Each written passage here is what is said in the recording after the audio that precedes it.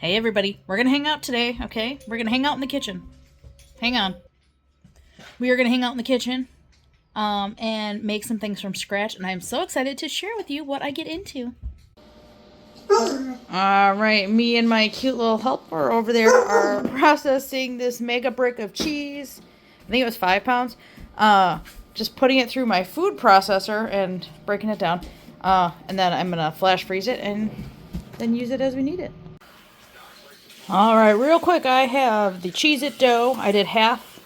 I cut it in half, and I'm going to just do half crackers and then half pizza crust. So, here are the crackers about to go in the oven. Alright, I got my station all set up.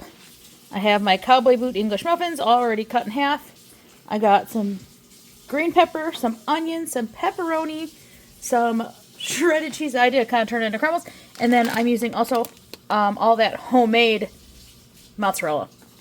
And then just some jarred sauce that I already had in the freezer. And now, let me go take you to my crackers that came out. Ah, would you look at those? Look at. They're beautiful and they smell really good. They're a little puffy.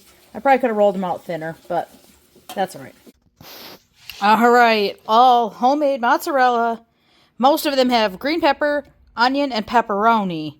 These few on this side are just cheese, and then I did a ton of Italian seasoning on it, because that's what we like. Let's go get these beauties in the oven. Look at that cheese. Look at that. Oh, I'm so excited. It's going to be a little loud, but here are some of the finished Cheez-Its. They're not actually that dark, but the darker ones are actually incredible. They taste like the extra toasty Cheez-Its. They're really good. I got a few more batches coming out. Alright, now we are cooking up. It is a pound of ground pork. I got them for $1 a pound packages at our discount store. And what I do is I put some like homemade seasoning and things in here. But what I do also add is beef bouillon. So it makes it the ground pork taste a little bit more like beef. So, huge tip, if whatever meat is cheapest, just add a little bit of beef bouillon or beef seasoning, and it can be tricked a little bit in a recipe. But we're going to go ahead and get this cooked up before the next step. Okay, the meat is done, just turned it off, and then it's going to coast. I put a bunch of small potatoes. This is I got a whole bag of russet, but they weren't great. Okay, so most of them are small, but anyway, what I did is I put them in the Instant to make them like baked potatoes, and now I'm going to take all of them out, cut them in half, and scoop out the insides. Alright, I got them all scooped out, and then what I'm going to do with the middle part, the potato part, is I poured some of my homemade ranch on there.